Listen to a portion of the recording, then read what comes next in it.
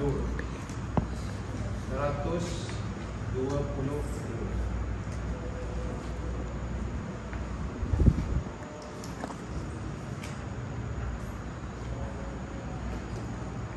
Pelajaran yang ke-16.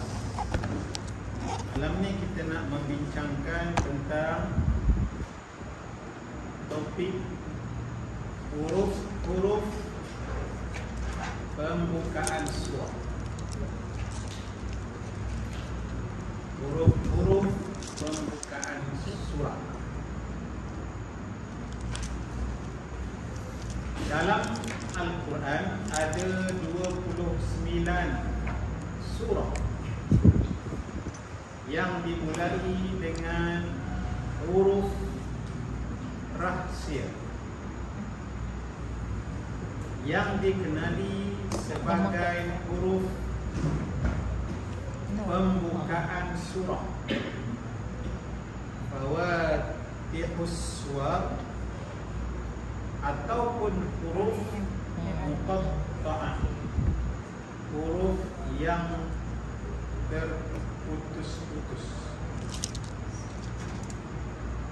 huruf yang terputus-putus.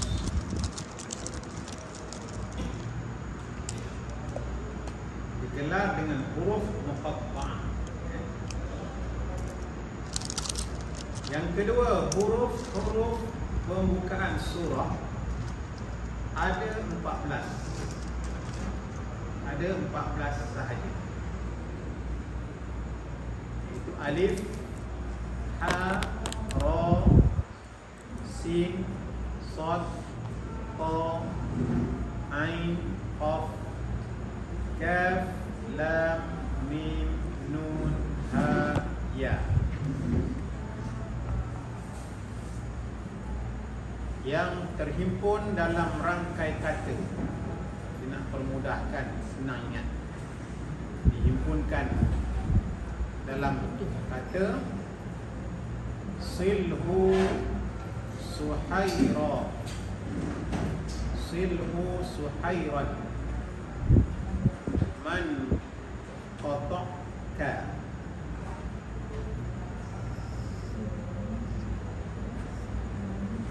atau tarriq sam'aka an-nasihah, tarriq sam'aka an-nasihata.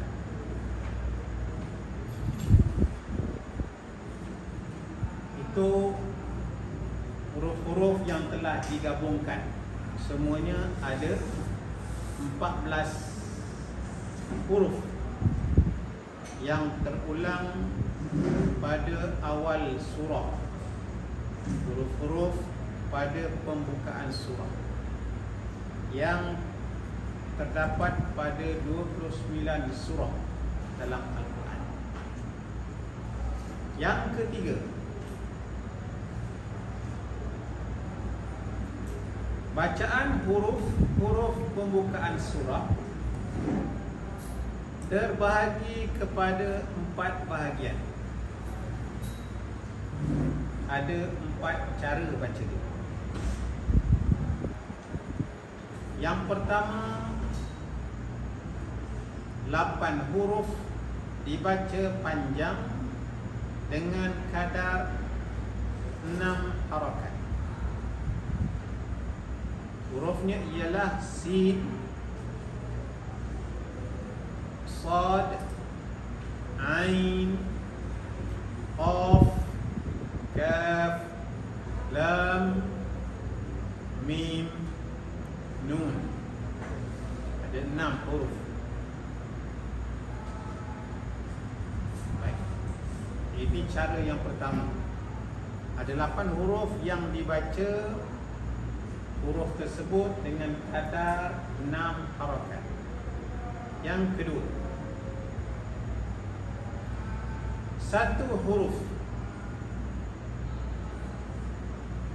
harus dibaca panjang dengan kadar 6 harakat atau 4 harakat, iaitu ain, Adapun baca 6 harakat lebih utama. Jadi satu huruf ini yang ada daripada 14 huruf dibaca dengan panjang tersebut, maka dia harus dibaca dengan 6 harakat dan boleh dibaca dengan 4 harakat. Tetapi lebih afdal, lebih utama dibaca 6. Satu dibaca dengan 6 harakat. Bacaan pertama dibaca 6 harakat, iaitu 8 huruf. Bacaan yang kedua, satu huruf dibaca dengan 6 ataupun 4. Yang ketiga, 5 huruf dibaca panjang dengan 2 harakat. Dibaca 2 harakat dengan kadar mad asli, iaitu huruf ha, ra, ta, ha dan ya yang terhimpun dalam rangkai kata hayyun tahur. Hayyun tahur. Dan yang keempat, satu huruf tidak dibaca dengan mad, maksudnya dibaca satu harakat, iaitu huruf alif. Huruf alif.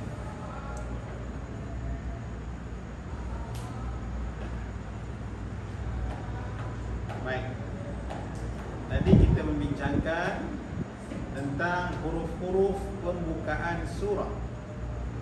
Ringkasannya ada 29 surah yang terdapat huruf-huruf rahsia. Huruf-huruf rahsia tidak diketahui apakah maksud. Kemudian dalam 29 surah yang disertakan dengan huruf-huruf pembukaan surah ataupun huruf muqatta'ah yang terdiri daripada 14 huruf, di mana kenyataan yang nombor 2. Dan yang ketiga adalah cara membaca huruf-huruf pembukaan surah.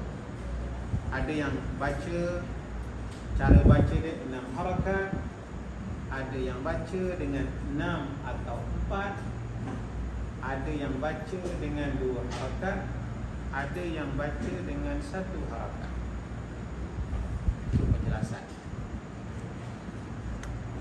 Yang keempat, huruf-huruf pembukaan surah dibaca dengan membunyikan huruf tersebut. Caranya dengan membunyikan huruf. Di sini disusun mengikut bilangan huruf. Disusun ikut bilangan huruf. Yang pertama, satu huruf sahaja ada 3 jenis. Jadi ayat yang pertama satu huruf. Contoh dia Sad, Qaf dan Nun. Ini dibaca dengan satu huruf sahaja. Dia ada satu huruf, tetapi kadar panjang bacaan dia, harakatnya adalah 6 harakat. Dia ada tanda panjang di atas huruf tersebut. Jadi nanti jumpa surah-surah yang berkenaan. Dalamnya ada fawaidus suwar, ada pembukaan surah tersebut dengan huruf-huruf ini, maka dibaca dengan 6 harakat. Yang kedua, huruf-huruf pembukaan surah yang mempunyai 2 huruf. Ada 4 jenis.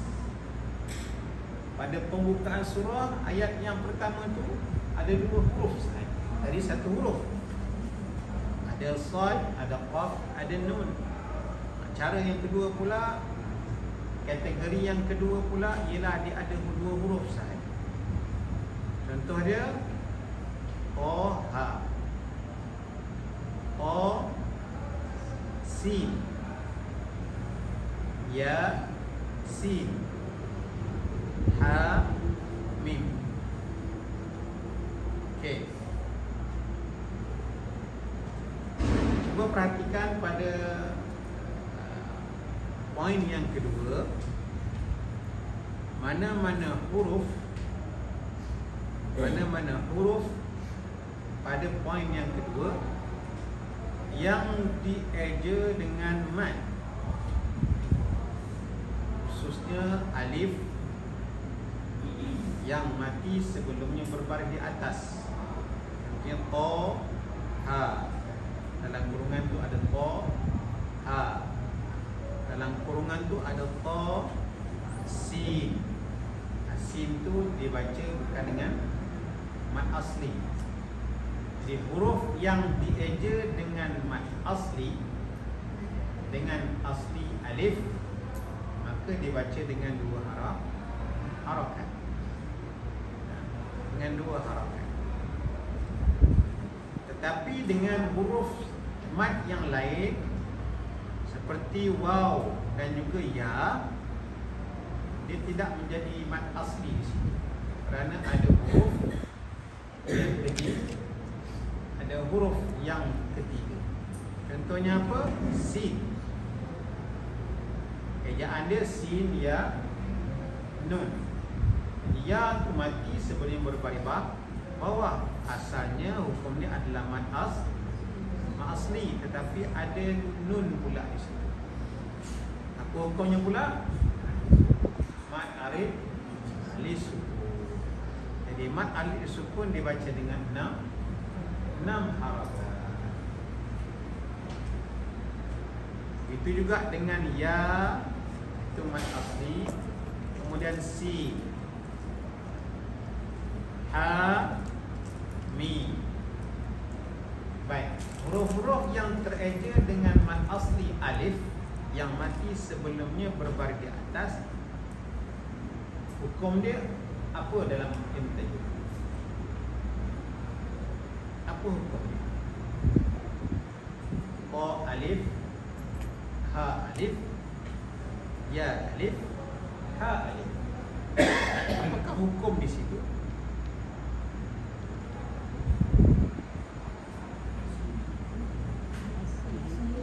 Mad asli. Mad asli apa?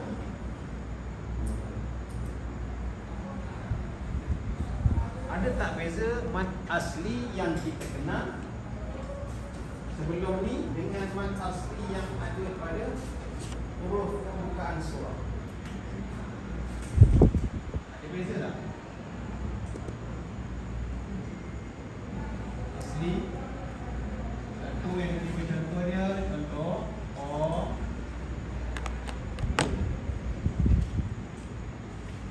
Di sini ada 2 mad asli. Satu o, satu lagi lu. 2 mad asli. Ada juga mad asli yang kita belajar hari ini, huruf muqatta'ah.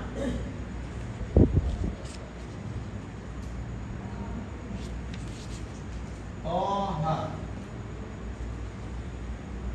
o dengan a. Ini juga dipanggil, disebut sebagai mad asli. Mana buktinya? O alif, ha, alif. Mad asli. Tapi namanya apakah sama ataupun ada perbezaan? Mad asli ini disebut sebagai mad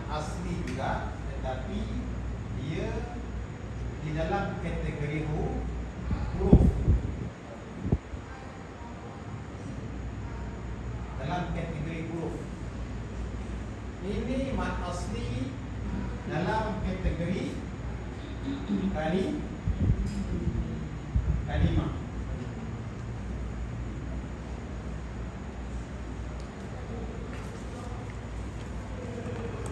Kalimah perkataan lah.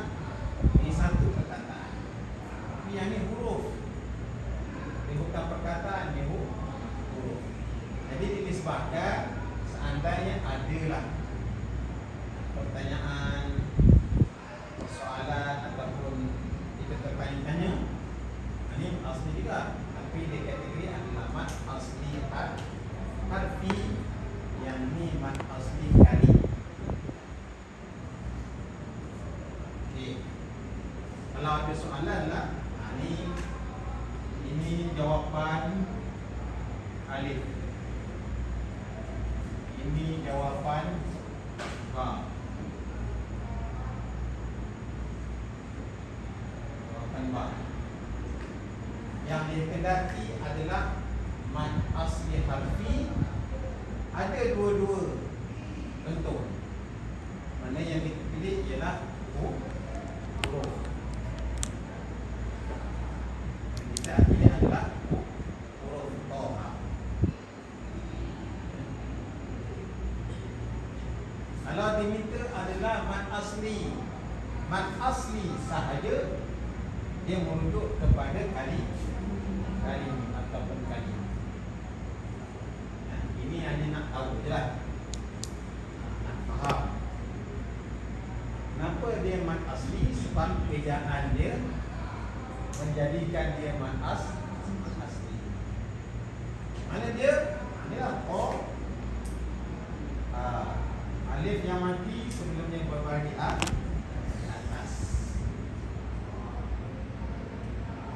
Selain daripada huruf-huruf ini, nanti dibaca dengan berapa harakat? 2 harakat. Ada juga huruf-huruf pembukaan surah dibaca dengan 1 harakat saja. 1 harakat, iaitu huruf alif. Huruf alif. Alif, lam, mim. Lam, mim. Di huruf alif ni tak ada apa-apa pun tadi. Kenapa dibaca dengan 1 harakat?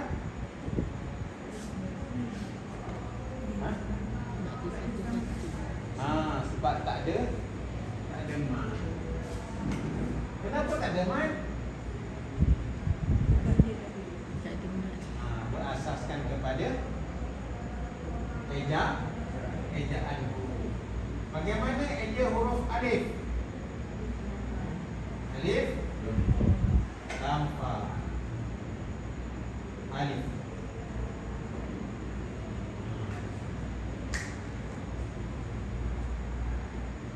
Ini cara baca. Jadi tak boleh panjang harakat. Alif. Salah baca. Sebab ejaan dia demikian. Eja dia bukan begini. Kalau dia panjang begini.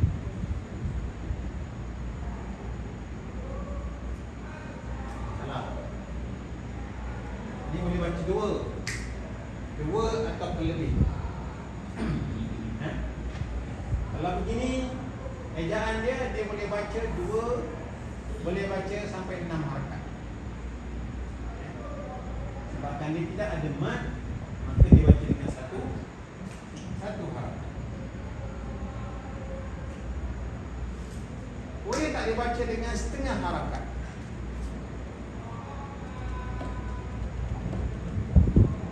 Mana setengah? Tak jadi. Setengah tak jadi. Tak jadi. Tapi ada baca setengah harakat. Tak pernah buat. Tak pernah buat. Lift. Tak punya A pun. Lift.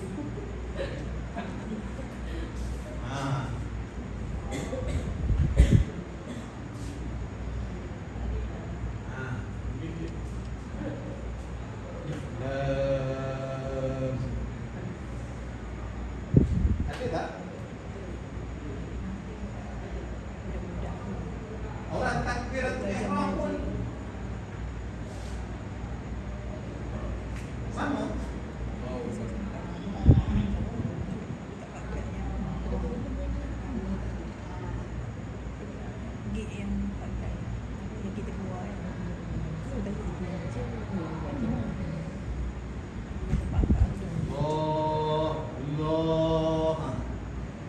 Bunyi A je. Allah. Bunyi jadi bunyi A tu dalam hati. Allah. Allah.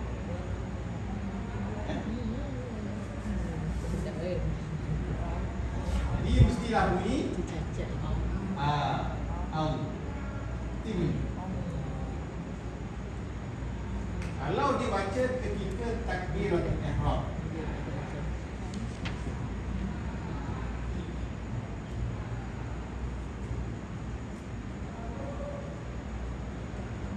apa dia takbiratul ihram? Agak ismayang. Agak-agak lah, agak-agak. Kalau sebelum ni tak dengar, belum lagi tak perintah pula nak tahu tanya. Yang penting kita takbir je, angkat takbir je kan. Agak-agaknya apalah masuk takbiratul ihram. Apa? Takbir ni, takbir lah. Takbir ni adalah ucapan membesarkan Allah, Allahu Akbar. Itu takbir. Ya. Kemudian al-ihram.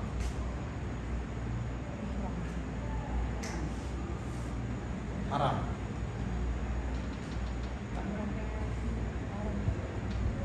Al-ihram. Ihram ni asal daripada haram.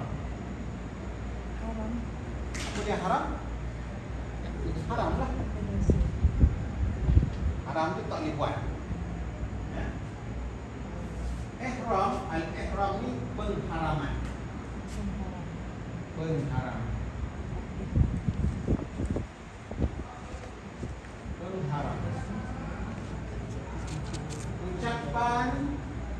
Ucapan takbir pengharaman.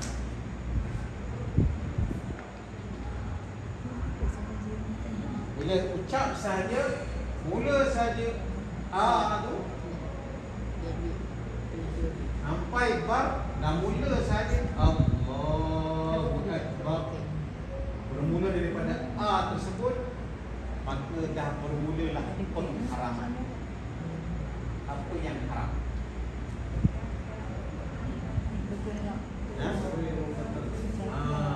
Yang diharamkan selain perbuatan solat. Apa yang ketika solat, apa yang rukun solat, niatnya dibolehkan. Selain rukun tak boleh. Selain ucapan-ucapan tak boleh. Ya.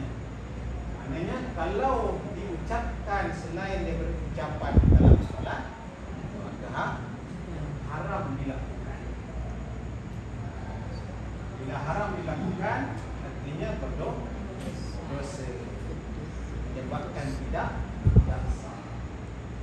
Jadi tengah-tengah semayang, dia bila semayang tu dia makan tak boleh, minum pun tak boleh, dia telan pun tak boleh, dia garu pun tak boleh. Garu ada syarat garu. Ya. Jadi nak melihat pun tak boleh, melihat tempat lain tak boleh, nak gosip pun tak boleh. Gosip dalam sembahyang? Ada tak gosip dalam sembahyang? Ada tak gosip dalam sembahyang? Ada kan? Gosip dalam sembahyang. Cakap seseorang lah dia dalam hati dia. Ini pakai baju putih langsung. Semayang dah putih. Cakap dalam hati kan. Gosip sama dia lah. Kalau dibiarkan anak dekat situ kan. Kalau anak tengok baju putih, dia tak semayang. Gosip seorang lah. Dia jawab seorang-seorang. Kalau aku tak bawa anak ke situ. Jadi perkara-perkara ini haram.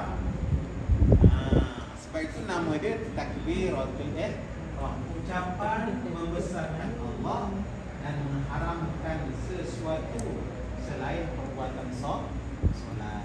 Cakap pun tak boleh. Cakap yang biasa pun tak boleh. Jadi ucapan-ucapan solat saja yang digunakan. Jadi nak ucap kataan alif ini mesti satu harakat. Apa sebab dia? Sebab ejaan dia tidak ada. Okey, ada baca satu harakat, ada baca dua harakat, ada lagi baca yang lebih daripada dua harakat.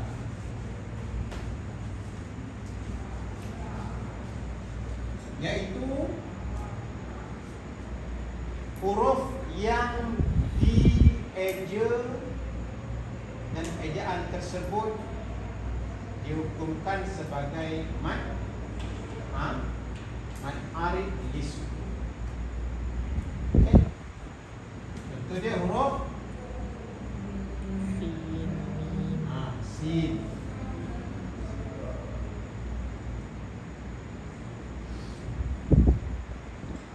Son. Mim. Nun. Qaf.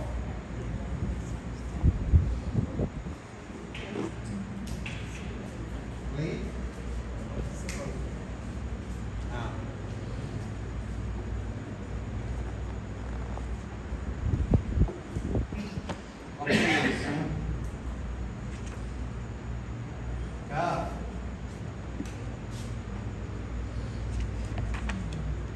Okey, apa dia punya asas dia?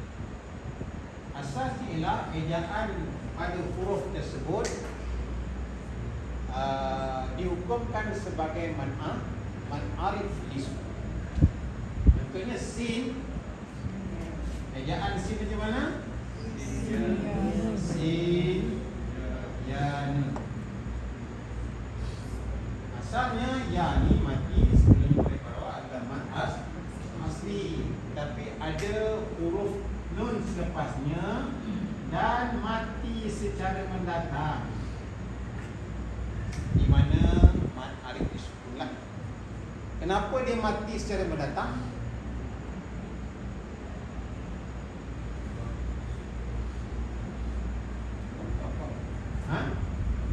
Sebab kita wakaf kan? Wakaf, jadi mad arif disukun lah.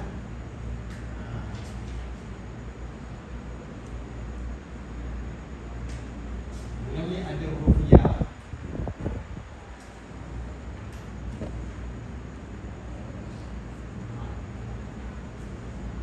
Ini huruf ya, ya alif.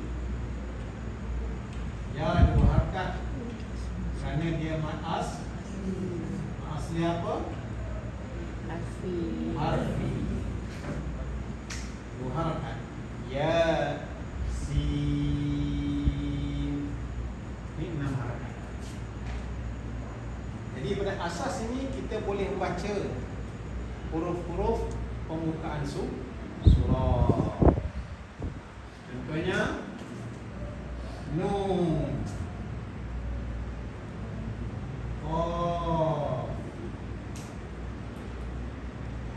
mim, shad,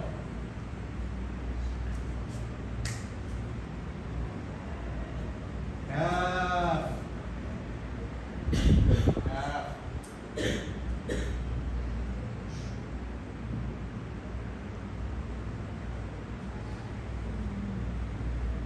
ain,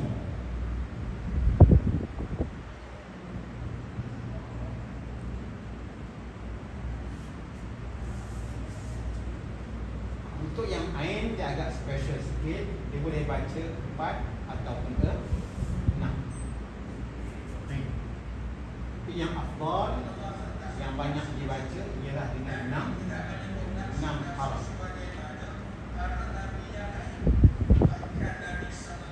Okey.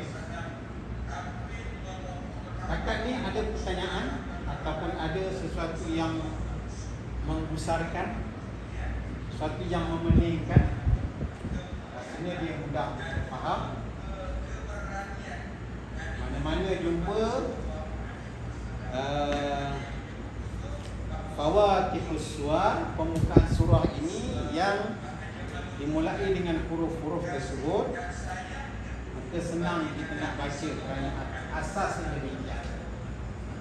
Yang perlu diingat, ni ada satu huruf sahaja yang dibaca dengan satu harakat, kemudian ada yang dibaca dengan dua harakat kerana dia ma'as.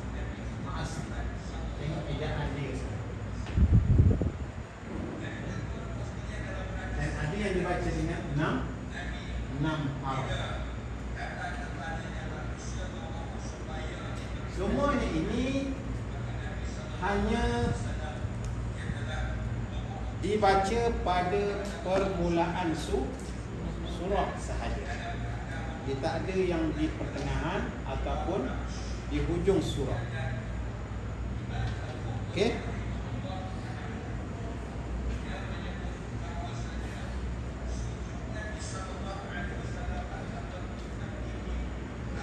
Kita tengok satu contoh.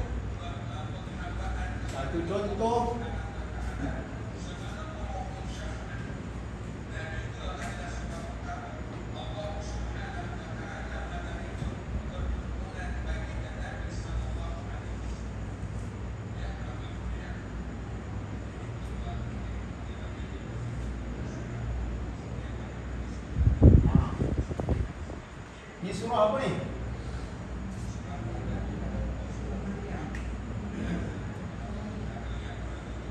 Surah Maryam. Betul ke? Betul. Betul. Okey, di sini ada 5 huruf. 5 huruf. Semua ni bukan perkataan, semua ni adalah huruf.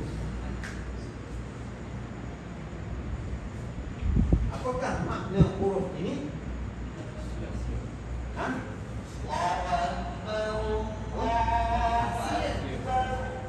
Saya tanya maksud dia. Inilah jawab rahsia pula. Ada ulama tafsir yang mengatakan maksud dia adalah Allahu a'lamu bimurad. Apa dia maksud dia?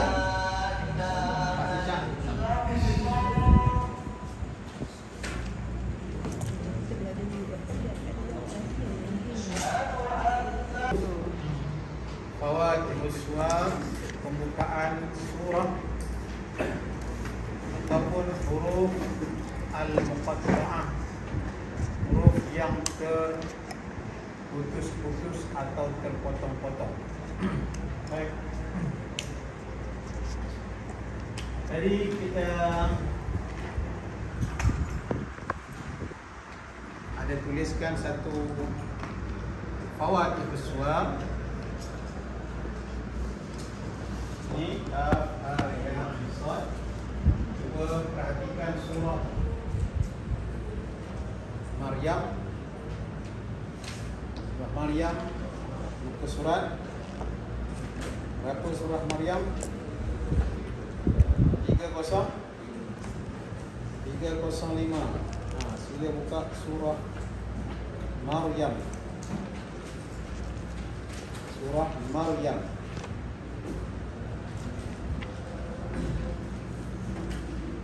Pada Fawatihus Suwar, pembukaan surah ini ada huruf yang terpotong-potong, huruf al-muqatta'ah.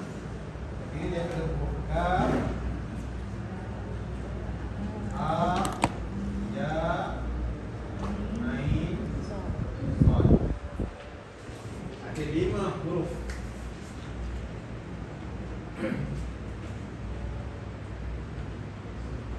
La taqulu kaf ha ya ain sad harfan atau harfun, Lakin kaf harfun, ha harfun, ya harfun, ain harfun, sad harfun. Dalam hadis Nabi ada sebut Nabi ajaran orang yang baca Al-Quran satu huruf diberi ganjaran sebanyak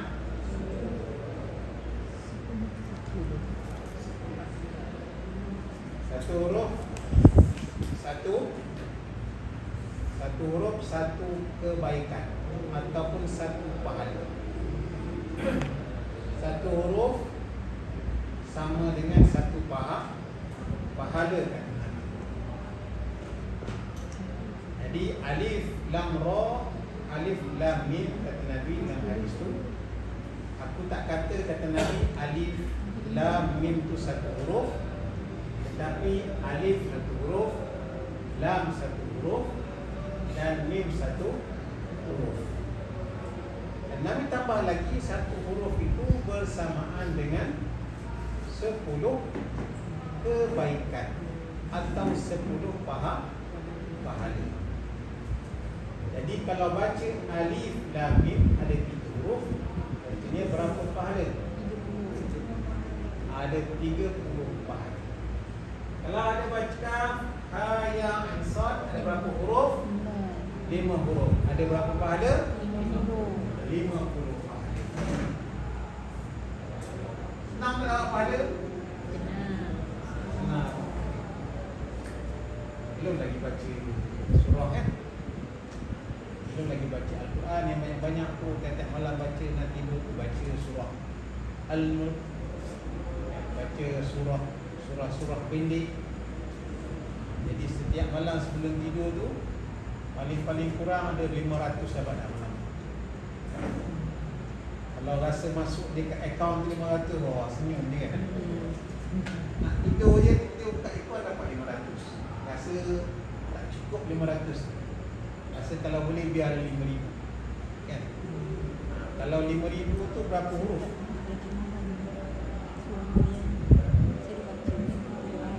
Ha? 500 huruf. 500 huruf. Agak-agak surah Al-Mulk tu cukup tak 500?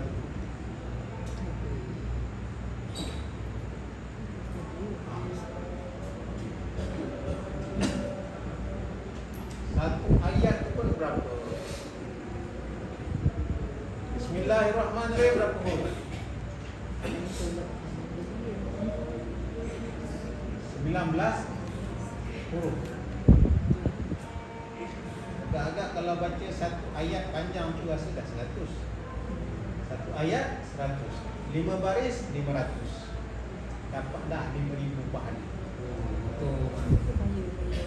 Jadi kena rajin-rajin baca. Jadi senang kita ni diberikan keistimewaan umat Nabi Muhammad. Di Al-Quran adalah gedung pahala. Jadi kumpullah pahala banyak-banyak. Sebab pahala dalam pahala umat Nabi Muhammad ni dia terlalu besar. Bayangkan kalau satu pahala tu, bayangkan satu pahala tu seperti satu buah gunung. Besar tak? Kan? Apa gunung Ustaz? Gunung emas. Contohnya kan? Contohnya kan? Betul ke? Jadi pahala tu sangat besar. Jadi rugilah kalau tak dapat. Okey, kembali kepada pembelajaran kita. Dalam Al-Quran ada berapa huruf yang huruf muqatta'ah, huruf yang terpotong-potong ni? Ada 14 semuanya yang terkandung pada berapa surah? 29 surah. Okey, kesemua huruf-huruf tersebut kita panggil perkataan ni huruf.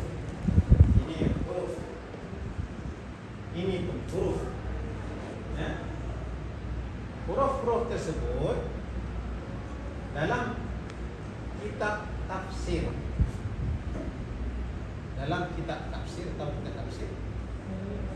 Kitab tafsir adalah kitab yang menjelaskan maksud ayat Al-Quran.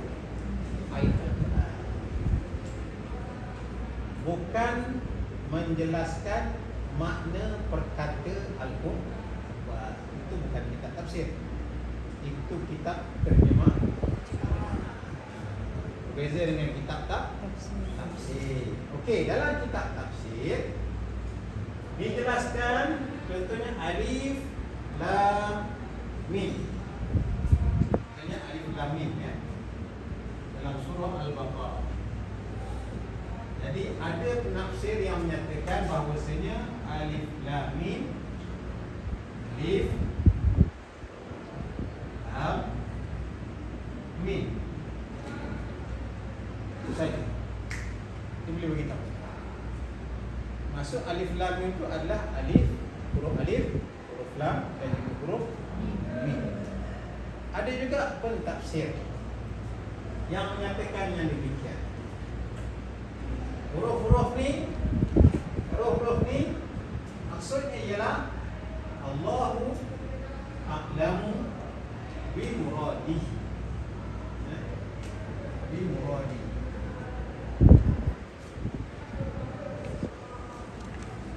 Apa maksud dia? Allahu a'lam.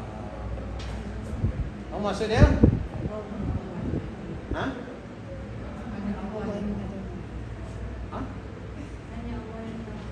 Hanya Allah yang tahu. Wallahu a'lam. Itu maksud Allahu a'lam tu Allah yang Maha mengetahui. Allah yang Maha tahu. Allahu a'lamu bi muradihi. Allah lebih mengetahui bagi dengan muradihi ini maksudnya Allah yang lebih mengetahui dengan maksud. Apa maksud dia? Tak tahu. Apa maksud dia? Rahsia. Rahsia siapa? Rahsia Allah. Sampai sekarang orang tak tahu apakah dia maksud. Tak tahu. Hanya Allah yang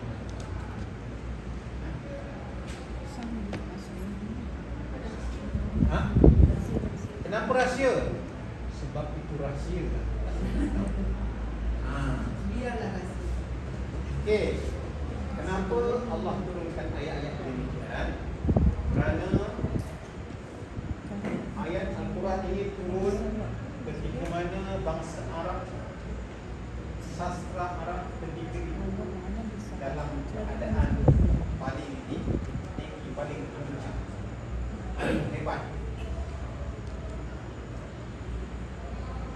Dan tak sastra Melayu ini dianggap paling hebat. Senilai mana kehebatan sastra Melayu? Sastra Melayu antara yang dihebat.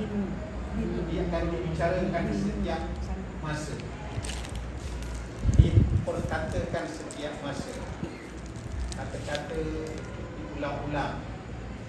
Apakah kata-kata sastra, ungkapan-ungkapan dalam sastra yang diulang-ulang sehingga sekarang ini? Melayu lah. Ada yang selalu disebut-sebut Akta Melayu hilang di dunia. Maksudnya apa ya? Kan? Lalu orang tertanya-tanya apa dia maksud takkan lalu hilang di dunia. Orang buat kajian. Kan? Tapi diulang-ulang perkataan itu seronok ke? Kan? Tak ada apa-apa bernilai. Tak ada erti yang boleh memberikan satu kepuasan jiwa. Ada satu syair daripada Hamzah Fansuri, seorang ulama tasawuf di Sumatera, Indonesia. Dalam karangan syair dia, sajak dia, syair perahu. tentang mengabdikan dan mendekatkan diri kepada Allah. Contoh antara sastra dalam bahasa. Sastra Arab ketika Al-Quran diturunkan, hebatnya sastra Arab. Mana-mana orang yang sastra dia hebat, yang dia dituliskan sastra tersebut mendapat perhatian daripada golongan-golongan bangsawan dan kerajaan ketika itu, maka syair tersebut akan dibeli dengan nilai yang sangat tinggi. Contohnya apa? Contohnya syair yang telah dibuat oleh bangsa Quraisy, oleh orang-orang yang pakar dalam bahasa dan sastra, disebabkan kepada orang-orang kenamaan, orang-orang bangsawan Quraisy ketika itu, maka nilai dia akan dibeli. Kalau dia tulis pada kulit unta, kulit kuda, kulit kambing, maka kulit itu akan ditimbang dan dinilai dengan emas dan digantung di pintu Kaabah. Jadi hebat. Lalu dengan kehebatan sastra Arab yang ada, Allah turunkan Al-Quran untuk antara dia mencabar tentang sastra Arab yang ada. Hebatnya sastra Arab, bila ayat Al-Quran turun, mereka terpinga-pinga dan tertanya-tanya. Ini sahaja yang menyebabkan mereka tertanya-tanya tak berhenti ke malam. Apa maksud alif lam mim? Apa maksud ya ayat ini? Tak tahu mana. Tapi bila dibaca oleh Nabi, diperdengarkan, mereka seolah-olah terpukau ataupun tersihir. Lalu di kalangan orang-orang Arab menyatakan bahawa Muhammad adalah seorang pensihir. Sebab bila dibaca, orang terpegun. Antara ini yang mengatakan adalah bapa saudara sendiri adalah Abu Jahal. Jadi bangsa Arab ketika itu sangat memusuhi Nabi Muhammad, sebab mereka kata apa yang dibawa oleh Muhammad itu adalah sihir. Jadi kenyataannya apa yang mengatakan sihir, satu ketika mereka sentiasa berusaha ingin menghapuskan Muhammad, nak bunuh Muhammad. Jadi siang tu orang akan kata kita akan berusaha untuk bunuh Muhammad sebab dia bawa satu benda sihir. Jangan percaya dengan. Jadi kenyataannya setiap malam Abu Jahal, Abu Sufyan dan juga salah seorang daripada pembesar Arab, mereka datang ke rumah Nabi nak mengintip Nabi buat. Jadi mengintip Nabi 3 orang mengintip, rupanya mereka dengar Nabi semayang, membaca Al-Quran. Bila terdengar baca Al-Quran, mereka terdiam mendengar Al-Quran. Dia terpegun dengan Al-Quran. Satu ketika sampai mereka 3 orang dengar, tiba-tiba bertemu. Buat apa kat sini? Nak mengintip Muhammad, kan? Ada peluang pun nak bunuh Muhammad.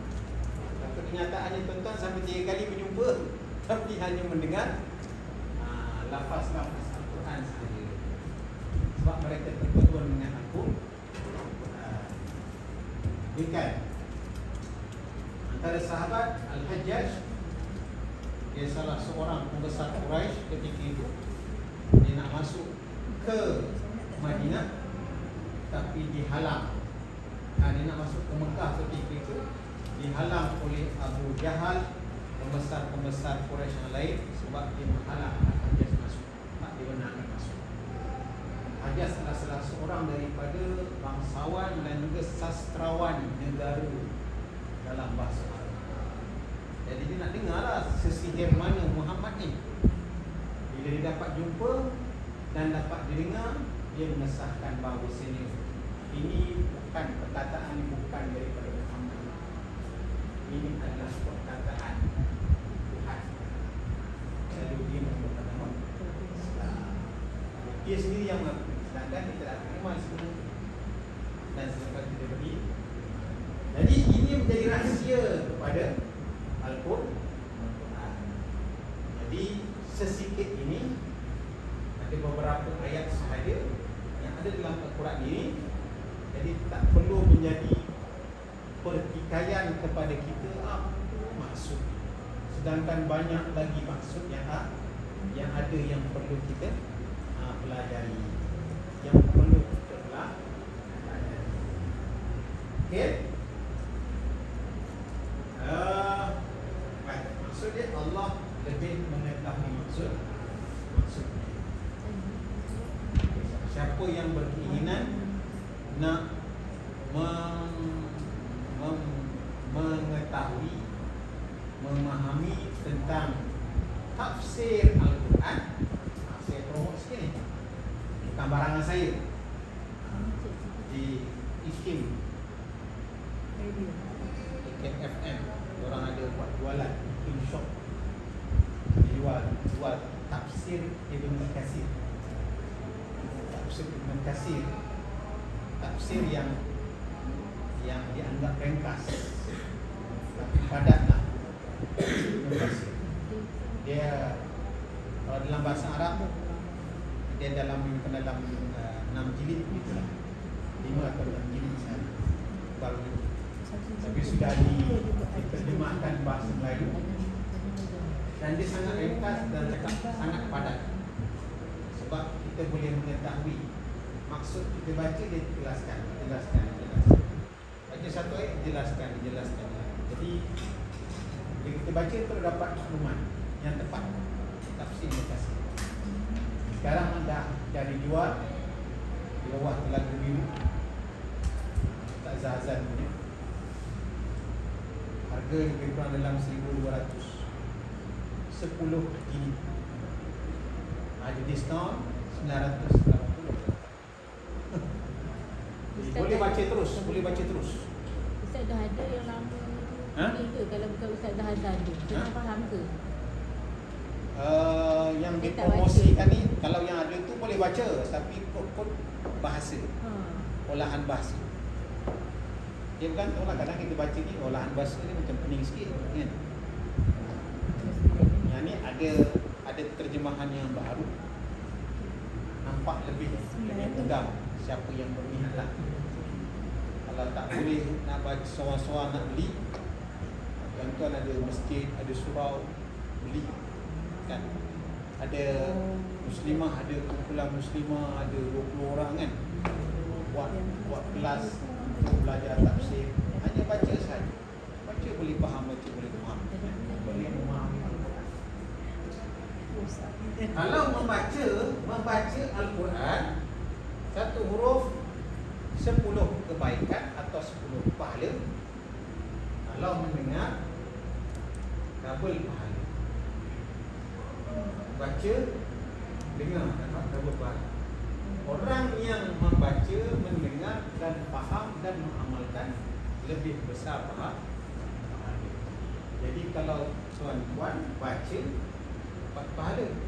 Tak pula terjemahan boleh, tapi terjemahan cakap tu je lah, tak faham. Kalau tafsir kita boleh faham apa yang kita baca. Oh, ini maksud. Kalau cerita tentang fiqh, kita surah Al-Fatihah ada waladhdallin, amin. Ibn Katsir cerita pula amin tu dalam mazhab menyatakan bahawa cara melafazkan amin tu macam mana. Oh gitu. Sebenarnya tafsir tu hanya bahagian ni boleh dibaca, senang memahami. Dan pada masa yang sama dia banyak ilmu yang berkaitan, dijelaskan. Kalau yang terjemahan yang kita baca tu hanya terjemah, saya terjemah berkata amin kan, amin lah, dia tak cerita lagi. Di bulan surau ada inisiatif nak beli, boleh orang lain boleh baca kan. Kita nak beli sendiri mahal sangat, suruh surau beli, mesti dia letak kat masjid, boleh baca. Okey, maknanya tuan-tuan malam ni, kalau membaca paling kurang dapat 30. Kalau 5 ni dapatlah 50. Jadi malam ni kita baca ya. Okey. Kita baca. Okey, dalam surah Maryam. Buka masing-masing surah Maryam, muka surat 305. Okey, pastikan betul-betul ini adalah huruf muqatta'ah, huruf yang terpotong-potong. Yang tanda panjang ini berapa harakat? 6. Yang tak ada tanda panjang ni, hal ni dibaca dengan 2 harakat. Kenapa 2 harakat? Sebab mat asli apa? Harfi. Ya, sama mat asli harfi. Jadi 2. Jadi berapa semuanya harakat? 6 kali 3 18, yang 4 22 harakat. Maksud 22 harakat ni bukanlah sampai baca lajulah sikit kiranya. Kaf ha ya kaf ha ya ain sad. Okey, di sini antara huruf ain dan huruf sad ada lagi 2 harakat.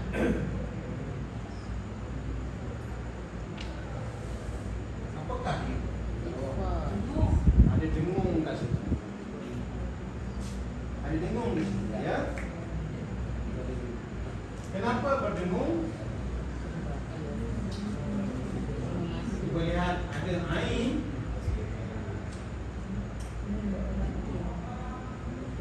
Nak ada? Oh.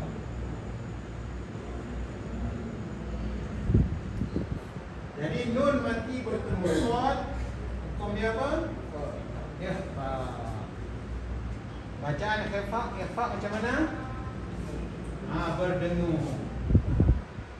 2 harakat. Jadi selepas ain ni dengan sad ni ada lagi 2 dengung. Kaf ha ya ain sad. Okey, cuba ikut sama-sama. A'udzu billahi minasy syaithanir rajim. Okey. Bismillahirrahmanirrahim.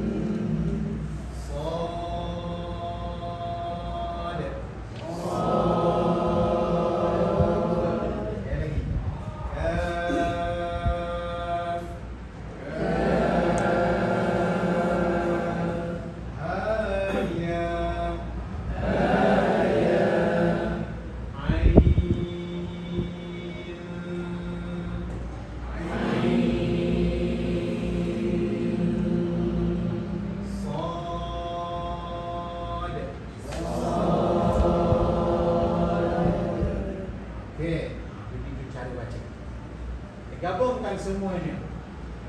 Kaf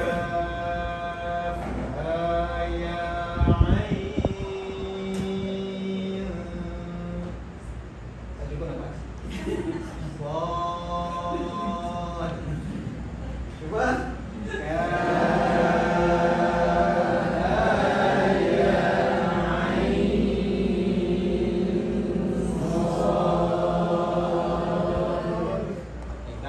Tahu cara sebut.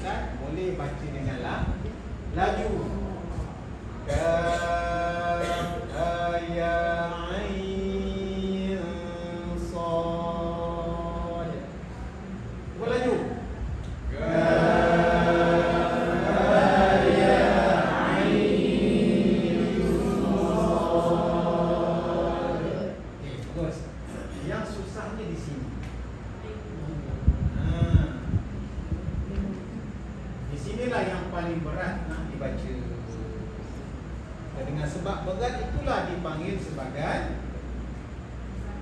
musaqqal. Apa yang musaqqal?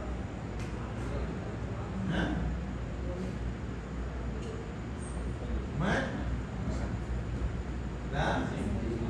lazim musaqqal. Lazim musaqqal. Musaqqal kalimi ke musaqqal harfi? Musaqqal harfi. Berat pada huruf. Berat pada huruf.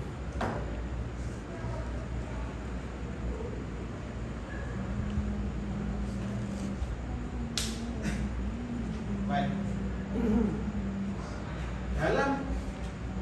Dalam huruf ini ada berapa hukum tadi?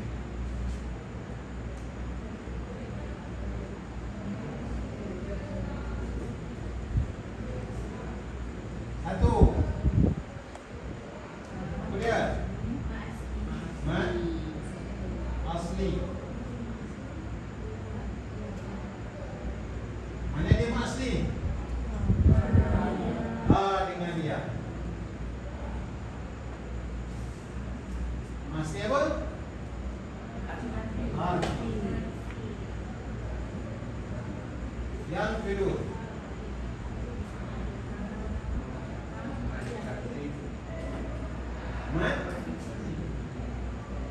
Mat lazim. Ini apa?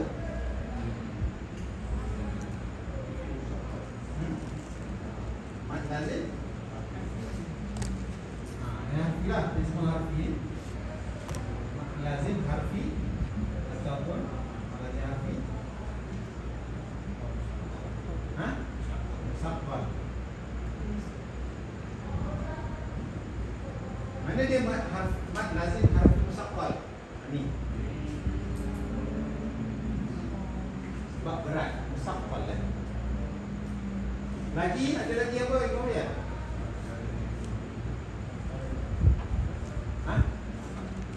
Mat lazim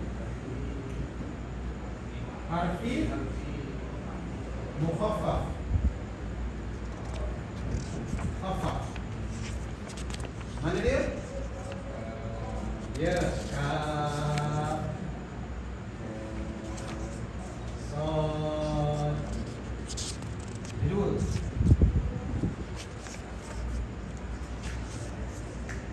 Nampak tak? Nampak? Kalau tak nampak, bagi tahu. Nak jelaskan, nak terangkan.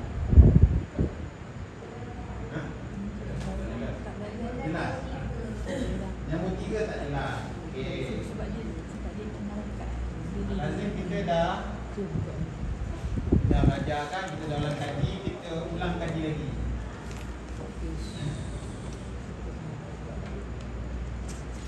Baik.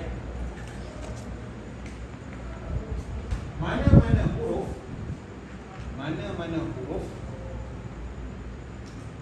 ataupun kalau huruf yang kita belajar pada malam ni, mana-mana huruf yang dibaca dengan bukan mat asli. Bukan mat asli. Contoh dia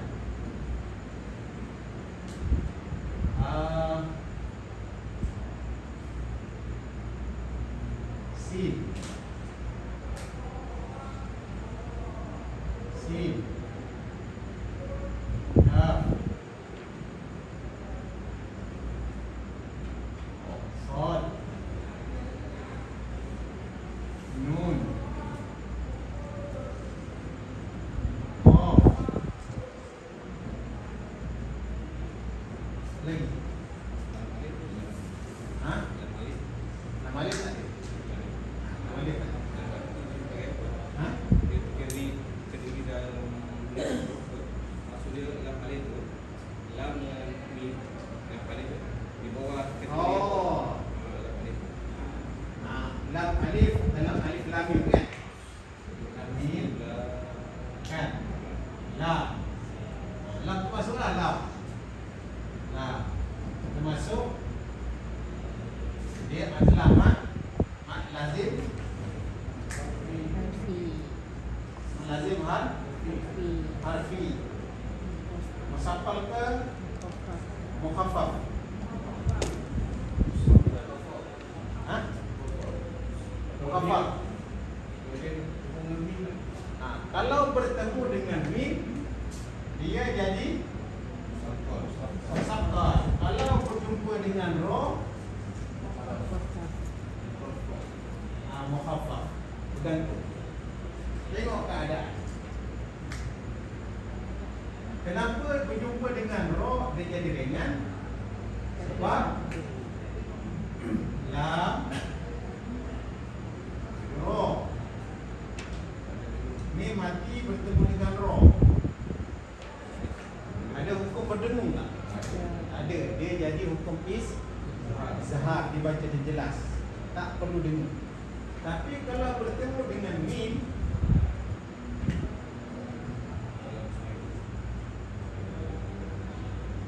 mim mati bertemu dengan lam, mim ya mim. Mim mati bertemu mim, hukumnya adalah mimi ataupun mislain. Hukum dia bacaan adalah dengung. Bila berdengung, maknanya bacaan ni agak berat.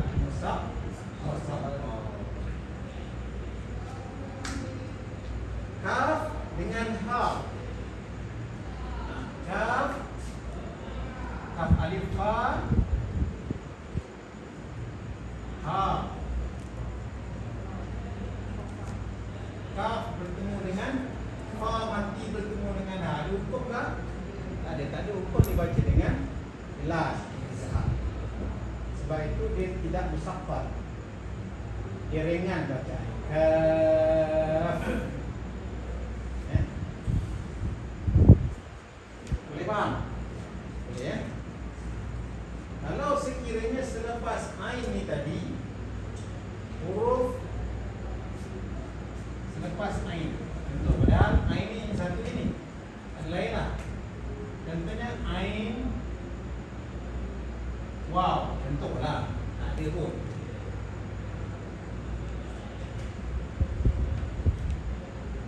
Ain ya nun waw alif waw. Nun mati bertemu dengan waw. Jadi apa? Jadi pelik ni. Jadi pelik. Kalau hukum dia hukum apa? Nun mati bertemu waw. Apa hukum dia? Idgham ma'una. Kalau idgham ma'una, bacaan dia macam mana? Memasukkan bunyi nun tu pada huruf selepas dia. Wah. Dia pelik sikitlah. Dia ada. Okey. Di sini ada 3 hukum. Ada mad asli harfi, ada mad lazim harfi musaffal, yang ni ada juga mad lazim harfi mukhaffaf. Ada lagi tak hukum? Kalau ada lah. Ha? Apa ini bukan? Di sini sebab tak nampaknya, tak nampak nun mati bertemu dengan sad. Tak nampak. Dia tersembunyi. Tersembunyi itu yang memunculkan, melahirkan musaffal itulah. Maksudnya dulu tak nampak. Dah agak ada lagi tak? Betul tajwid ni.